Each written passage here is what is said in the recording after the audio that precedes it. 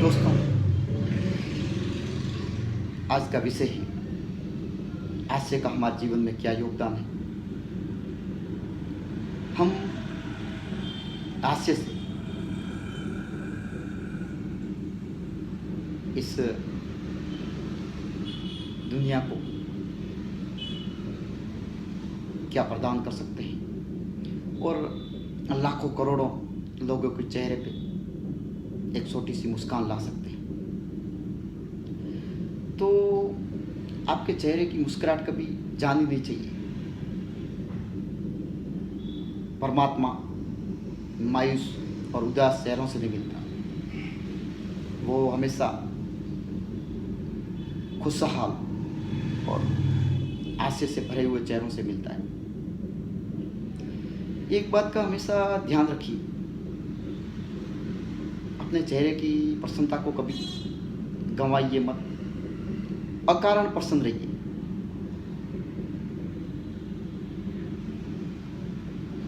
परमात्मा ने आपको जो जीवन दिया है उसके लिए धन्यवाद दीजिए, थैंक्स कहिए।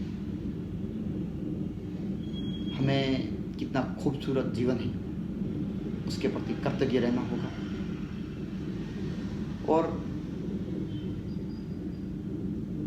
प्रसन्न रहना होगा।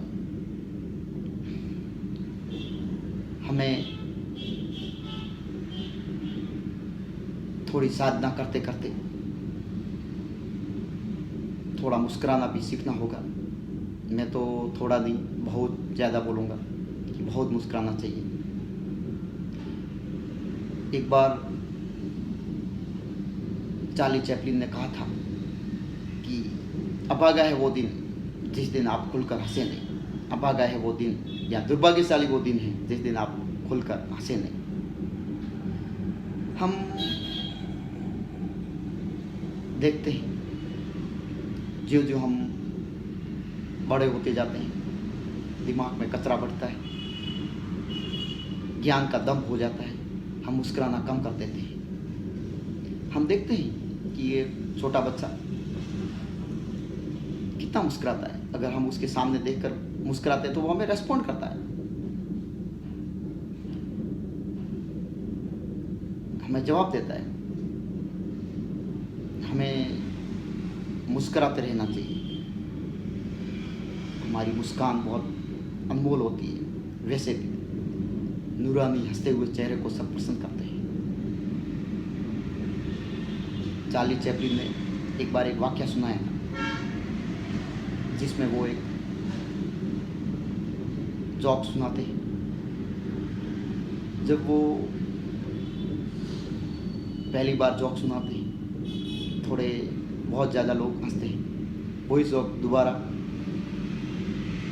थोड़े कम, फिर वही जोक को तीसरी बार सुनाते हैं तो लोग हंसते ही नहीं हैं। फिर चार्ली चैपलिन कहते हैं कि आप एक जोक पर बार बार हंस नहीं सकते, तो एक ही जोक पर बार बार रोते क्यों?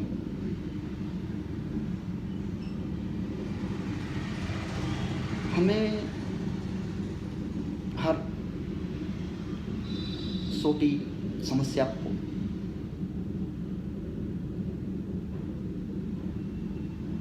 नज़रअंदाज करके उसे टैकल करते हुए हमारे बड़े उद्देश्य के प्रति कृत संकल्प रहना होगा और एक खुशहाल और समृद्ध जीवन के लिए आगे बढ़ना होगा। वैसे एक अनुसंधान से यह भी पता चला कि एक छोटा बच्चा दिन में 300 से 400 बार हंसता है, वहीं एक नवयुवक 15 से 20 बार, और प्रौढ़ व्यक्ति हंसता ही नहीं है।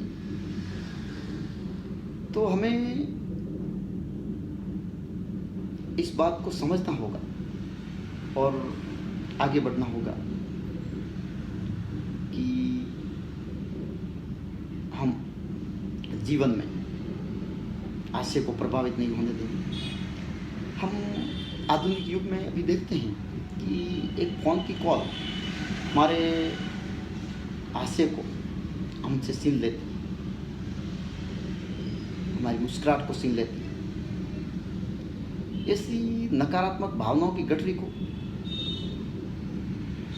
सागर में फेंक दीजिए, जो हमें इतना प्रभावित करती है। हम देखते हैं कि लोग सफलता प्राप्त करने के लिए एक रूखी सी शक्ल बना लेते हैं। मैं तो नहीं मानता कि एक रूखापन समृद्धि, उन्नति और खुशहाली का प्रतीक हो सकता है।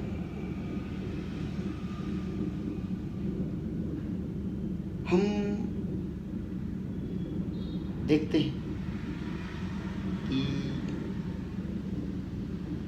कोई इंसान हमें कुछ गलत कहता है या हमें कुछ अपशब्द कहता है तो हमारा उत्साह ठंडा हो जाता है।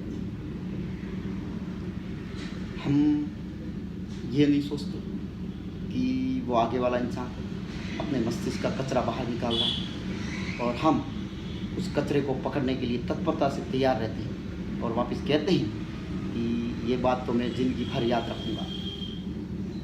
नहीं, हमें बुरे वाक्य, अपशब्द या बुरी घटनाओं को अपने जीवन में याद नहीं रखना होगा और आगे बढ़ते रहना होगा। हम देखते हैं कि जो लोग ट्रैकिंग पे जाते हैं वो लोग अपने ज़रूरत की जितनी सामान है उतना ही साथ में लेके जाते हैं, उससे ज़्यादा नहीं। वैसे ही हमें अगर हमें शीर्ष पर पहुंचना है तो हमारे साथ जो भी नकारात्मक घटनाएं या हमारे साथ जो